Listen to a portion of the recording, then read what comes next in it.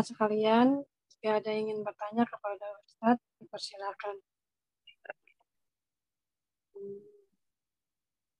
Hand atau di chat.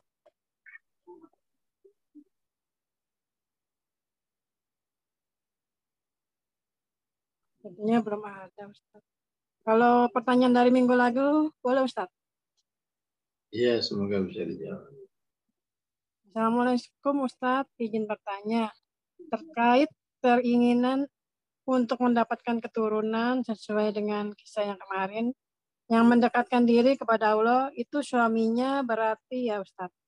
Kalau saat ini misalnya 3 hari tanpa berinteraksi dengan orang lain, sepertinya kemungkinan kecil terjadi. Apa yang dapat dilakukan sesuai dengan kondisi sekarang? Jazakallahu khairan Pak Ustadz.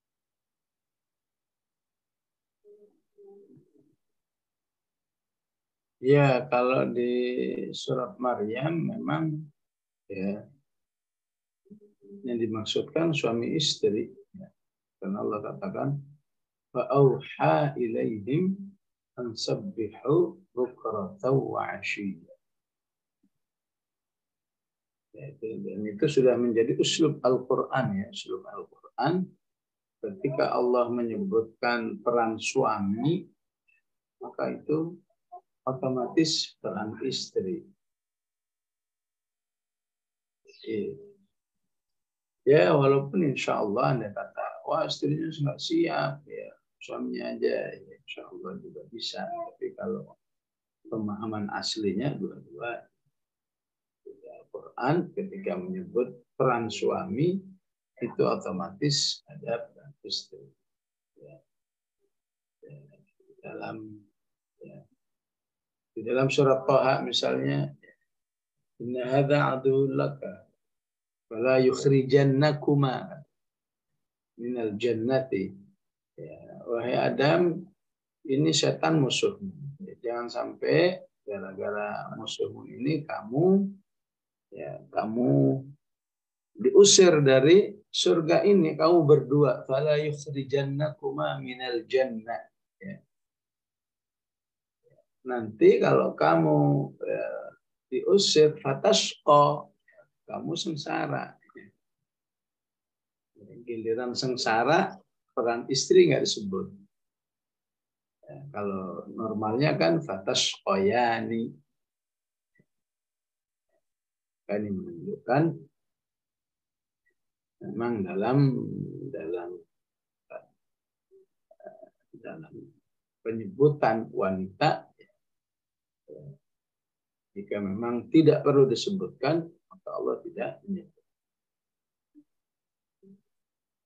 Saat diingatkan, jangan sampai kamu terusir dari surga ini, dua-duanya disebutkan. La yukhrijannakuma minal jannah. Nampaknya kamu sengsara, fatashqa. Kamu akan sengsara, namun yang disebut cuma ada. Namun penting dipahami ya, seperti pengalaman orang yang ada ya, adalah doa-doanya, amal-amal solehnya. Lebih ditonjolkan semangat penghambaan dirinya kepada Allah. Penghambaan dirinya itu dalam arti begini, alhamdulillah, mumpung saya belum punya anak, dan saya memang sangat kepingin punya anak, maka bagi saya ya, kondisi ini merupakan peluang, bahkan motivasi untuk lebih banyak beramal, ya, untuk lebih banyak berdoa, sehingga ya doa-doa yang selalu dipanjatkan, amal-amal yang selalu dilakukan, ketika itu menjadi intensif, sesungguhnya manusia sangat diuntungkan oleh intensifnya itu, ya bisa jadi dibanding dengan kalau saja satu saat anak itu ditakdirkan dan dihadirkan oleh Allah Subhanahu wa Ta'ala. Sehingga bisa jadi doanya saya doa dan amal solehnya ya. Dalam kondisi ujian belum punya anak ini sudah 20 tahun. Maka dia harus bersyukur kepada Allah diberi peluang 20 tahun dalam suasana berdoa dan mendekatkan diri kepada Allah Subhanahu wa Ta'ala. Maka ya, bisa jadi mungkin 5 tahun ditakdirkan ya tentu dalam suasana doa beramal 5 tahun dengan 20 tahun bedalah di sisi Allah Subhanahu wa Ta'ala.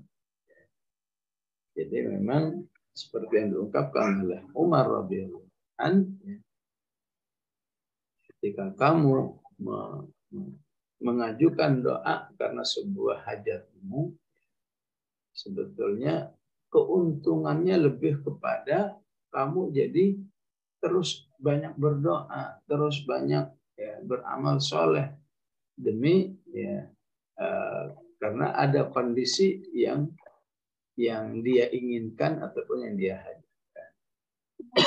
Inilah gambaran kalau sebuah kondisi itu lebih dimanfaatkan sebagai peluang untuk berdoa dan mendekatkan diri kepada Allah. Ya tentu insya Allah tetap memiliki ubudiyah, tapi bisa jadi suasana penghambaannya menjadi gampang goyah kalau berdoa beribadah itu dengan seakan-akan kayak manusia bayar tiket gitu ya. Saya berdoa nih ya, ntar jangan lama-lama ya ngasihnya ya. Ini saya beramal soleh kayak Nabi Zakaria, jangan lama-lama ya ntar anaknya ya. Kan katanya kalau begini bisa punya anak ya. Nah, ini bisa jadi membuat manusia ya katakan sudah setahun belum ada, maka bisa jadi dia ya menggugat doanya ya. Terus setahun berdoa nggak ada asarnya sama sekali nih ya. Naudzubillah, kemudian putus asa. Naudzubillah lagi, kemudian bersuudzon kepada Allah. Katanya suruh berdoa. Kalau berdoa dikabulkan, ini saya udah setahun berdoa kan dikabulkan. Jadi penting mengatur niat dan semangat yang baik kepada Allah Subhanahu wa Ta'ala. Karena itu penting mendasari dengan sifat tadi. Hakimul Alim. Saat ditakdirkan anak yang diharapkan, itu tidak terlepas Al-Hakimul Alim, bahwa Allah Maha Bijak dan Maha Mengetahui. Saat belum, tetap dalam keyakinan yang sama, Al-Hakimul Alim. Ya. Sehingga betapapun yang diinginkan belum hadir, belum terrealisasi, manusia tetap merasa indah dengan Allah ya. Di dalam pemanjatan doa-doanya dan amal soleh. Allahu a'lam. Ada yang resan Ustadz? Ya, silakan. Kepada Ibu Ani, dipersilakan. Terima kasih, Bu. Assalamualaikum warahmatullahi wabarakatuh. Ya. Izin bertanya, Ustaz. Tadi dalam kisah yang diceritakan dalam Al-Quran itu terkait dengan istri Nabi Nuh dan Nabi Lut. Ini apakah mereka berdua itu dikategorikan fasik atau sudah sampai kafir ya Ustaz? Terus yang keduanya, bagaimana dengan saling mensyafaati di dalam hubungan keluarga itu Ustaz? Kan orang-orang soleh atau kriteria seperti apa yang bisa memberikan syafaat yang sampai 70 orang di antara keluarganya gitu ya. Dan siapa aja yang bisa mendapatkan syafaat itu? Apakah ada bagian dari keluarga yang bisa jadi terhalang dari syafaat saling mensyafaati dalam keluarga itu Ustaz? Itu aja Ustaz. Jazakallah khair. Assalamualaikum warahmatullahi wabarakatuh. Ya, Nabi Nuh, istri Nabi Nuh dan Nabi Lot itu disebut di surat At-Tahrim ya. Pertama dengan sebutan fakhanatahuma. Kedua-duanya menjadi ya, kontrak terhadap dakwah suaminya. Suaminya ngajak kemana, istri ngajak kemana. Kemudian di ayat itu disebutkan daraballahu mathalan lil ladzina kafaru. Jadi kafir bukan fasik lagi. Allah beri perumpamaan untuk orang-orang kafir. Contohnya istri Nabi Nuh dan istri.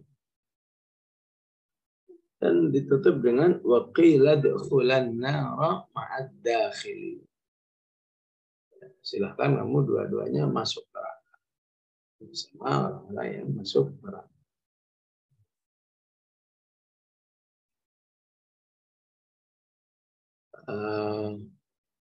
Secara umum ya hak memberi syafaat antar keluarga suami dan istri ketika masih tersatukan dalam keimanan dan kesolihan.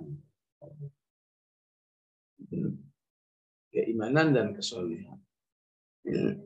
Ya, di surat Ar-Ra'd dan surat Ghafir ya.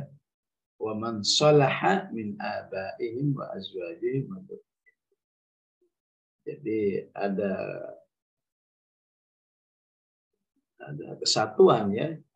Yang membedakan cuma mungkin bobotnya ya. Istri nilai kesolehannya 9, suami cuma 6. Nah, ini bisa. Nah, saling istri mensyafati suaminya. Atau sebaliknya, suami kesolehannya 10, istri cuma 6 misalnya. Karena itu pentingnya suami istri jangan terlalu jauh dalam perbedaan. Ya, katakan misalnya suami atau misalnya istri hafal Quran. Ya. Minimal suaminya rajin baca. Jangan sampai istri hafal Quran, suami bacanya Ramadan doang. Ya. Ini terlalu menyolok ya. Istri tiap hari qiyamul lail. Suami ya minimal sepekan sekali kayak ya. Pokoknya masih nyambung gitu ya. Insya Allah yang begitu-begitu bisa saling mensyafati. Adapun kalau jumlah kalau jumlah sampai 70 itu apabila dia mati syahid.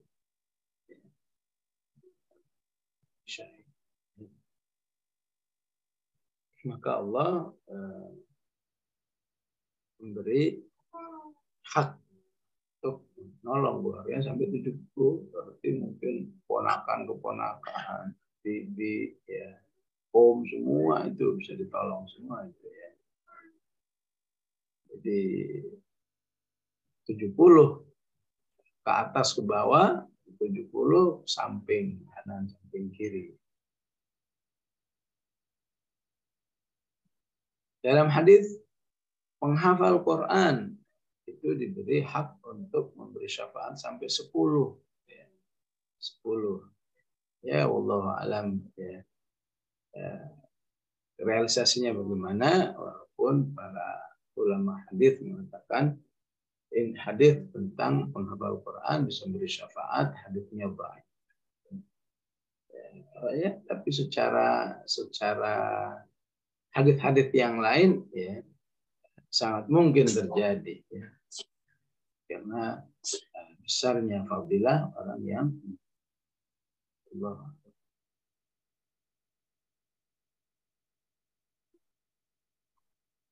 Ada chat nih Ustaz. Iya. Assalamualaikum Ustaz.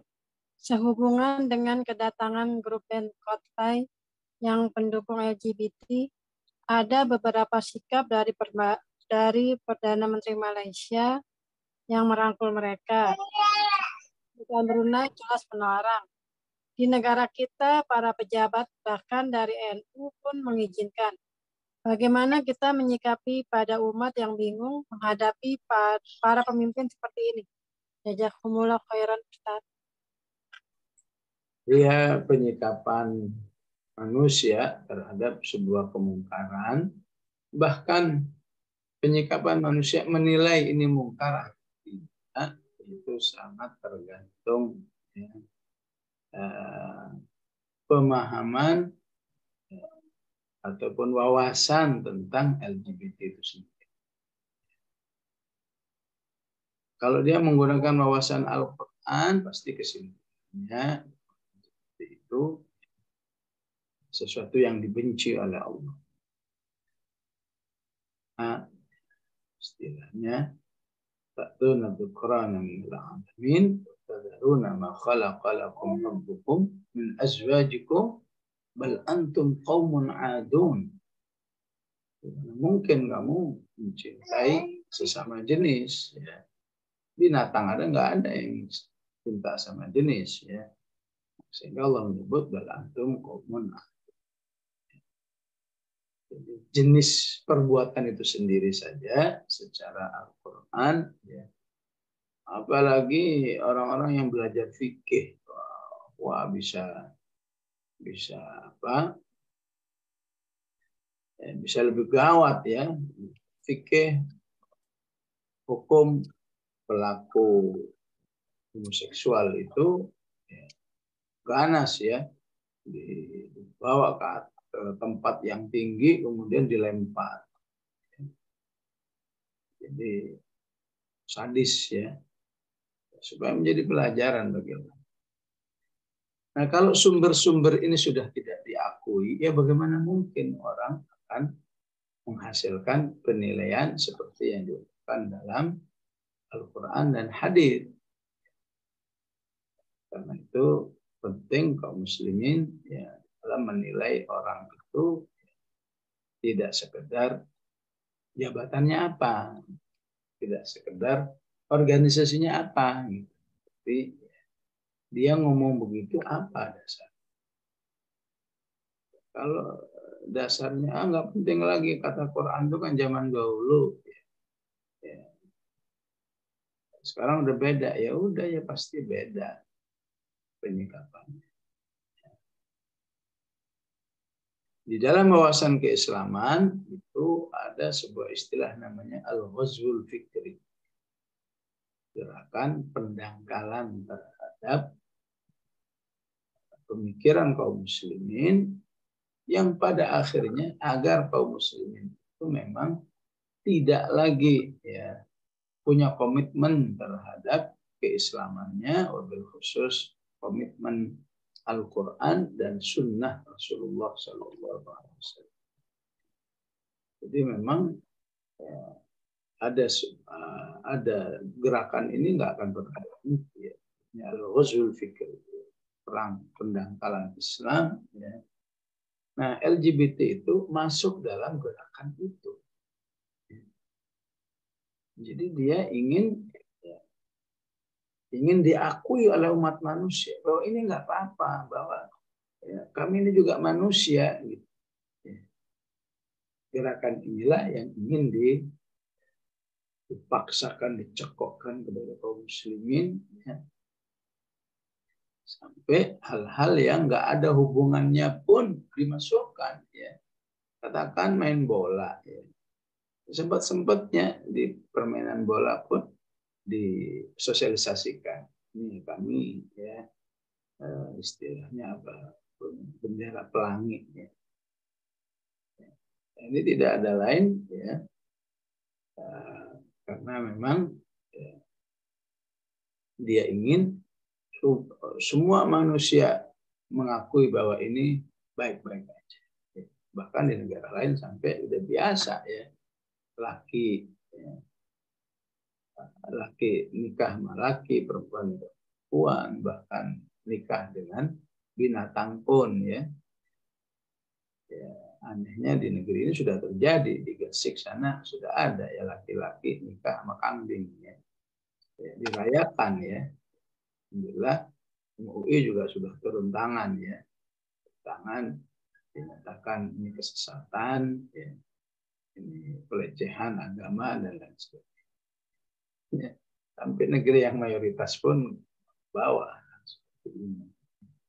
Yang ketiga, memang ini tidak terlepas dari apa? Dari permasalahan kemanusiaan. Wabil khusus yang menimpa di manusia itu kalau tidak berpegang teguh dengan ajaran wahyu Allah sampai mengalami permasalahan terhadap masalah seksualnya. Ya. Kenapa? Karena selama ini manusia itu hidup dalam seksual yang bebas. Nggak ada aturannya, loss, unlimited ya. Ente mau begini silakan, mau begitu silakan. Wah, semua bentuk penyimpangan itu terjadi. Dampaknya apa? Dampaknya Allah cabut ya kenikmatan-kenikmatan seksual yang seharusnya dilaksanakan secara halal. Ya. Ketika kehilangan, manusia berusaha mencari cara. Ini gimana ya supaya kita itu tetap punya seksual yang sehat. Wah, mereka menciptakan obat-obatan, ya, obatan yang bisa lebih kuat untuk merangsang dan seterusnya.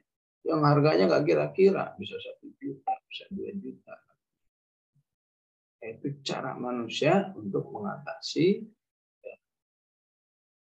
kehidupan seksual yang sehat dilanggar, kemudian hilang. Wah, mereka berusaha mencari ke sana. Dikasih obat-obatan nggak mempan, masih juga nggak puas-puasnya nyari dengan binatang. Nggak puas-puas, nyari juga dengan sesama jenis. Ya kalau diikuti ya namanya apa? Kecenderungan seksual, ya jadi perempuan dengan perempuan jadi, laki dengan laki itu ya jadi. Yang nggak mengikuti tetap aja nggak bisa melakukannya. Jadi yang mengikuti itu karena apa? Sudah terbiasa melakukan penyimpangan seksual kelas kakap gitu. Sehingga itu terus katakan terjadi peningkatan penyimpangan dan dijamin nanti itu juga akan pada puncaknya merasa bosan juga, merasa sudah nggak menarik juga. Entah apa lagi manusia itu akan mencari lagi untuk memenuhi kodratnya yang berusaha.